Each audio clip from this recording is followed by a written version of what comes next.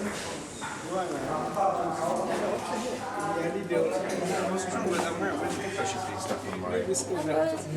those rooms. It was really good to get some introductions earlier. We've got a really good range of people who are here today, and thank you very much indeed for coming. It's a cold and blustery evening, and as we were making our way here today, we were thinking how many people will come actually, given the weather and everything. So it's fantastic to see so many people here.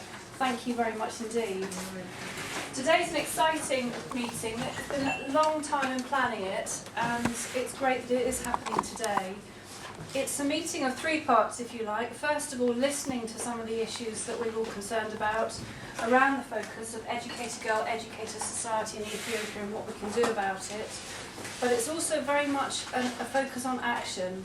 It's not just about talking, not just about listening, it's about them thinking what we, as a group, can actually do going forward from today's meeting. So do keep that in your mind as we listen to some presentations first thing, but then have some very, very focused workshops. Without any more ado, I'm going to introduce our first speaker, who is Heino Hagers. He's the Executive Director of WHEAT Mentoring Support Trust, and he's going to give us an overview of some of the issues which are so important around educating women and girls in Ethiopia. There's a lot of information in what he's going to say. The information is also in your packs, so do please look through that as he's talking. As you all know, the time is so tight, I can't take longer time than necessary. So let me talk briefly about what WHEAT is, this mentoring project, because we have recommended mentoring as one of the ways of tackling gender inequality. So how does it fit into the issue now? So we are called WHEAT Mentor Support Trust. The WHEAT is already described there. It is service users' needs. Any service user who knock at our door, their needs fall more or less on those areas: welfare, health, employment, access to further and higher education, which could be our today's topic, and training. Mentoring is our major area. We can say proudly we have changed so many lives here, so many lives of desperate lives, through mentoring, moving them into jobs, into training, into education, and so on. We want really to share this practice as well with our African counterparts in the area of education particularly. We'll discuss the problem first. What is it that we are going to discuss? And we will also try to see gender equalities from the perspective of feminists. We will talk about the women's rights, how Ethiopians have addressed the issue of gender inequality, and also the barriers for girls to access education. And we will have some suggestions at the end. That's it. And how mentoring could fit into that as a solution for the problem. And lastly, we will talk about the outcomes of educating a girl. So, if you can go to the first slide. This is the problem now. I put it roughly in a statistical form. Here we have got one university's example, for example, with a total of 27,209 were enrolled in one of the universities. And out of those, in between those years, 2001 and 2004 and 5, only 19% of the university students in that university, out of all those, were women. Only 19.2%. In 2009 and 2010, just 29% of them were undergraduates, and only 10% of them were postgraduate students. In Jimma University, for example, out of 4,244 female students, there were only those students, 21.9. This is, in fact, it has improved a little bit through time. But the maximum we can go is to 21%. At the dropout rate is 3.5. And out of those students, only 14.2 are graduates. So this can only tell us how much behind they are as compared to the male counterparts. There is no gender equality here. It doesn't show that. Of course, the Ethiopian government has tried very hard to bring women and men on parity. They have tried their best. They have introduced legislations. They have taken some practical steps which we are going to see, named Meles Zenawi Foundation. That foundation is now poised to help girls, mainly girls in the rural areas, particularly in areas where there is farming practices, and also in areas like Afar region and Somali region, where there are nomads. No access to education, no access to all amenities now in those countries, in those areas. So it's meant to help girls who come from those places. Yeah. Now the barriers. In Ethiopia, it could be the same in all African countries, but early marriage has become a stumbling block for the girls' education.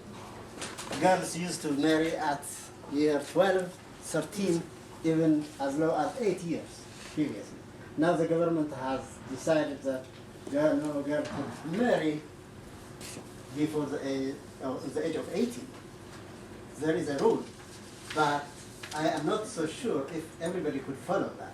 In the countryside, we can still see girls married at young age. The other problem is traditional gender roles. That means women are confined to their kitchen and men working outside the home. That sort of prescribed role is still exists. So if a parent has to decide to send their children to school, if it's a boy and a girl, they tend to send the boy to school because they believe that that boy can make it and can earn money. But girls, their education could be interrupted somehow, and really they are still confined to the home front. They can't do more than that. That's the perception. But things are changing now. Parents, really, it's not out of maliciousness that parents keep their daughters out of education. There are various things. Economic hardship could be one. And also the pride. It's a pride to get your girl married early, and also they give value to the marriage, the early marriage, than to the future of the girl. But that is not really, it could not be a very deliberate action. So that's why we need also to teach the parents, to mentor the parents on the value of education. Perceived loss of benefits. If they give away their girl, they lose her service, the cooking, the washing, and all those things. Lack of adequate secondary schools. We have secondary schools, but they are far apart, few and far apart, and no parent will dare to send their girl out of their home how many kilometers away to learn that. Maybe it could be in another town. Fourth, they have increased decision-making powers on household resources. Educated women are less vulnerable to the calamities of early marriage. Early marriage gets early divorce, all these prestigious abduction, rape, HIV, and that will not happen if a woman is educated to a university, or it will happen less. The other thing is the cost as well. The cost of medication, Many girls face a lot of problems, medical problems, abortion, and so on, HIV. If they are educated, the cost which will be incurred, to help this girl will be less and less. So that's the outcome. Information there, and as Javi says, there's an awful lot of information in the packs as well, which really gives a lot of flavour around the research and the issues that are so important today. I'm going to move straight on to introduce Dawula Selwa, who's from BTWSC, and she's the coordinator, and she'll talk more about the particular issues that we're focusing on today. So, over to Dawula. Thank you. Good evening, everybody. Although my topic is diaspora remittances, it's important that I start by putting it into the context of the overarching theme, which is education, educate a girl, educate a society. Now you might ask the question, what is education? Education in the broadest sense of the term is meant to aid human beings in their pursuit of wholeness. The goal of education should be the full flowering of the human being on this earth. According to a UNESCO study, the physical, intellectual, emotional, and ethical integration of the individual into a complete person is the fundamental aim of education. The right kind of education is therefore important. It can help girls and boys to secure a better standard of living, although they are entrepreneurs who have not been formally educated, but who are making a very good living. Education can play a fundamental role in accessing better labor opportunities and escaping poverty. But as Emperor Haile Selassie said, education is an ongoing task.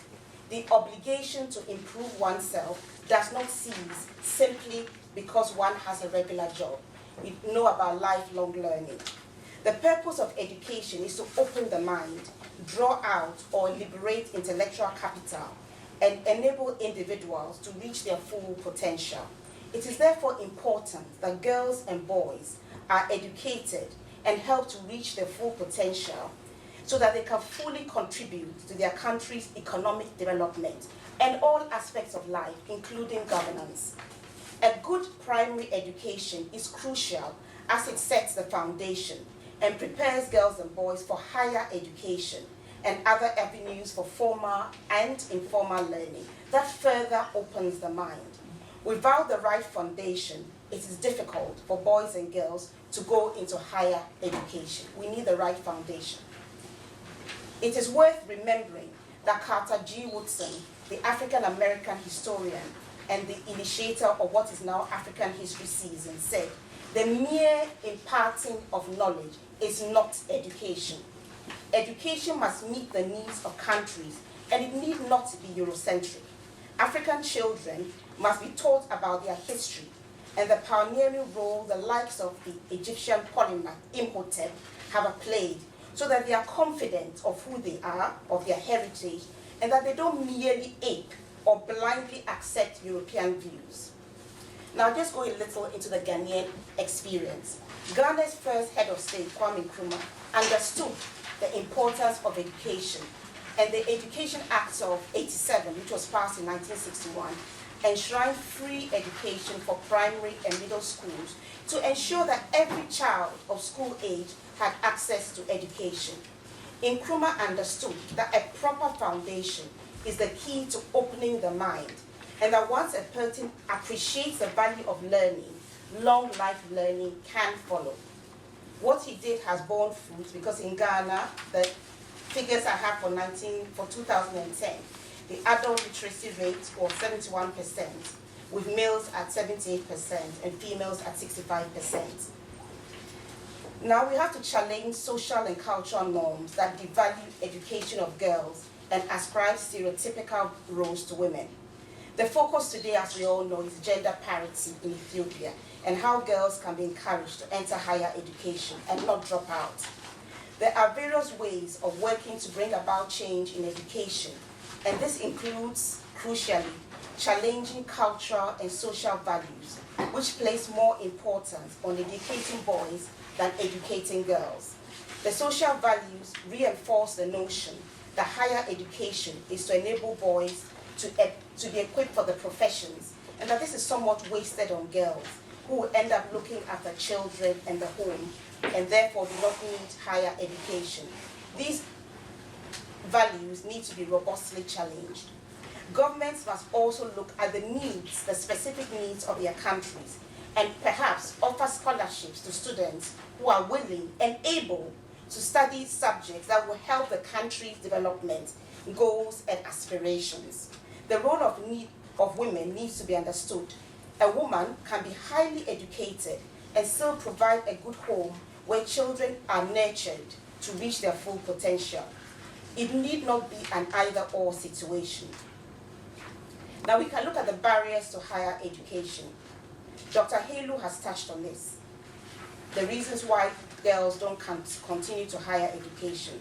The reasons appear to be insufficient income for educational expenses and costs, and the cultural and social mindset that devalues female education. During the workshops, we will explore possible solutions and how remittances can play a role in gender parity. Remittances from the African diaspora. Many Africans living abroad want to contribute fully to the development at home. Dr. Tefara, who is the chair of the US-based Ethiopian American Doctors Group, has this to say: a lot of my colleagues, their primary motivation is to give back to the society at large. And he talks about 171 Ethiopians who are putting money together to have a state-of-the-art hospital in Ethiopia. This is just to show that the diaspora is very much interested in what is happening in African countries. According to the World Bank, African diaspora annual savings are 53 billion, exceeding annual remittances to the continent, but they are mostly invested abroad, that is outside Africa, so they're not obviously helping the growth of the continent. Remittances can be used to help remove barriers to girls pursuing further education and to narrow the gender gap in higher education. Okay, I'm going to move swiftly on to turn to Paul, who's the engagement manager with Afford, to say a few words. Afford, I should say. So over to you. Good evening, ladies and gentlemen. Thank you for putting up with me at such short notice. I'm sort of like the understudy tonight. We were expecting a representative from the Ethiopian Embassy, Atoyelo Kabila, who's the Diaspora Participation Officer. Unfortunately, he let us know yesterday he wouldn't be able to attend.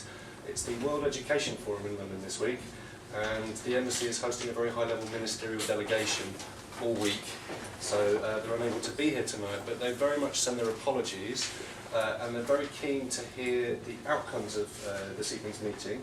I understand that Wheat and others will be compiling a report on the outcomes, and in particular on your suggestions about how the diaspora can support girls' education in Ethiopia. I was very happy to come and say a few words at short notice, principally because Ethiopia occupies a very special place in my heart. I'm here with two hats today, as you heard me say earlier. I work with Stella and Toya and Emma at Afford, and we work around diaspora engagement and about promoting the role of the diaspora and its contribution in development. But also I have worked and researched in Ethiopia before. I'm a research associate at the Centre of African Studies at SOAS, and my particular field of research interest is actually Islamic education and development in Ethiopia, specifically in Harb in southeastern Ethiopia, where I've conducted research. So although I don't know much about girls' education and higher education, I have an idea about the sector. It's also interesting for me because one of the projects I lead on for Afford is called the Africa-Europe Platform Project, which is about joining up the African diaspora across Europe. It's 28 European states plus Norway and Switzerland, who aren't in the European Union, to try and increase the impact that the diaspora is already having on development. I was very interested in hearing Sister Salwa's comments around remittances and the development impact. I'll throw out another statistic, which is approximately $500 billion each year are being sent back by diaspora and migrant communities, not just African, Asian, Latin American, to countries of origin. That money is supporting 1 billion people around the world. I think a lot of people don't realise this fact, and I think there's a lot of focus on classic Western NGOs and charities and the good work they're doing, completely ignoring the work that diaspora communities are doing. Now, I travelled to Ethiopia in October of last year with some Ethiopian diaspora delegates from here and also Germany to look at the ways in which the government there is trying to work with the Ethiopian diaspora. and try and find out what their needs and expectations were. And that was interesting for two reasons principally. One was, okay, the biggest Ethiopian diaspora, as I'm sure you will know, is in the United States. The second biggest is in Europe. But the biggest source of financial remittances from the Ethiopian diaspora isn't from those groups. It's actually from Ethiopians in the Middle East and the Gulf. And it's a particular issue in relation to what we've been speaking to today, because many of those migrant workers in the Gulf, in the Middle East, are often poor, undereducated women, often from northern Ethiopia, rural areas, which leaves them very open to exploitation. So the Ethiopian government is very keen to engage with the diaspora. They've launched their own diaspora policy, which is this thing here. I don't know how many of our Ethiopian brothers and sisters have read it. Probably not many, because one of the things we found going to meeting sort of different government departments was that there was incredibly poor information flow. The Ethiopian government has set up a lot of very interesting and I think quite impressive structures to engage the diaspora. We've heard about the financial contributions the diaspora make, but they also make important intellectual contributions and social contributions. There's another one that we tend to flag up at Afford, which is time. People give an awful lot of their free time, you know, whether it's evenings, weekends, volunteerism. So there is the policy. The Ethiopian government is very aware of these different forms of capital. I might say, because the embassy aren't here, that perhaps they're a little bit too fixated on the money at the risk of other forms of diaspora contributions, and I'm particularly thinking time and skills. And that's why it's very interesting to hear Hailu's suggestion that particularly there could be a role for mentoring to support girls going into higher education. I found Hailu's presentation very interesting because it set out some of the key challenges and barriers to girls throughout education in general in Ethiopia, but especially in higher education. And I'd say the barriers actually go back to the primary level. Just two statistics off the top of my head, and this is only going back to 2009. Primary enrollment rates for girls in the Afar and Somali regions of Ethiopia were around 9% back then, which is a tragic waste, is all I can say. However, amidst all the bad news and doom and gloom, I think it's important to look at the positives. There's been a massive expansion in Ethiopia's education sector in the last 10 years. I think it's something like 500%, and when you look at the enrolment of girls, that has also shot up massively. Nonetheless, there are still big barriers remaining. Finance remains an issue. To give you an idea, the Ethiopian government is spending approximately 25% of its budget just on education. That's a huge commitment because they know that the future of the country is directly dependent on future generations coming through, being educated, being able to contribute economically. So my question for everyone here in terms of the workshops is to try and think about how can the diaspora add value to education in Ethiopia, and in particular to supporting girls entering higher education. Or ways forward that you think we should be looking at today. And after that we'll break into workshops, but for now over to Kwasi. Well, thank you, Julian. She has said the thing about time, so you will keep us to time. It's very important. You've heard three speakers. Thanks a lot for your patience. Now is the opportunity to ask some questions or some comments that can fill some of the discussion. So what we're trying to look at is that there's this mindset that things to improve always has to come from what's the doing. But those of us in the diaspora can also look at what we can do. So I want to hear yes. So right now any money that you have, most of the time it's individual remittance. You're sending to a family member or you're sending to a particular... So it can be a community group, so yeah, or a charity, yes.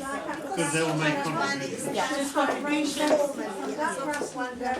In the policy, the implementation has to be taken into account. Yes, all that, it's all part of it. It can be from an individual, as Marty has rightly said, it's a matter.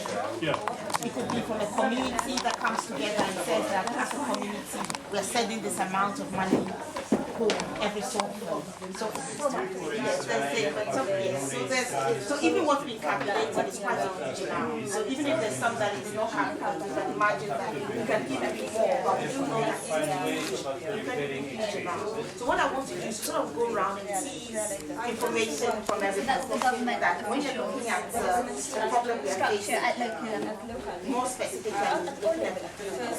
we're looking at trying to bring about gender parity. How do you think that communities could be used as a possible? What do you mean strengthen? So I'll go around and try to get ideas from everybody. So I'll start with you, and then I'll go to the next one. I'll go around as succinctly as possible.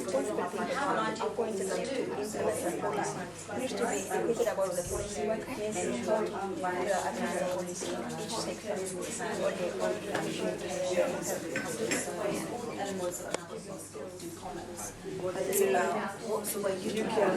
What can you offer? Yes. Well, what can you handle if I give you something? You know, so it's not just giving you these fantastic, you know, spreadsheets when what you actually need is start taking receipts for and sort of start recording your sales on a day-to-day basis. How did that feel? Now then look at how much you've actually got from your business and how much then do you need to borrow from the bank. Do you really need to borrow money from the bank? You're making enough money. So now you're making enough money. If everyone's making enough money, maybe between you could do something with that money to grow your business.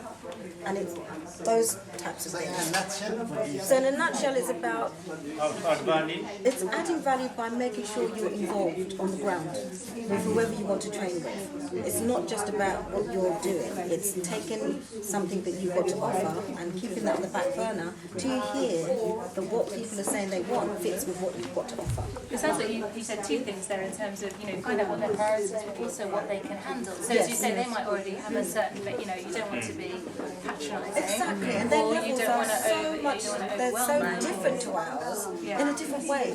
So someone who might not be financially literate with a piece of paper can do maths in their head really quickly, better than me. But what they can't do is a cash flow forecast. Yeah, that's obviously from the business perspective. From the business But perspective. from the wider societal issues, when you look at it, it just can't be simply focus on I have a knowledge to give, but also I have something to offer. I also will be like to get something from the society at large. We must not only, not even on a business context, we must not always see us as the donors, them as a recipient. That's What they where were the showing- problem is coming. Transparency. So you identify So you would have to have a nice project.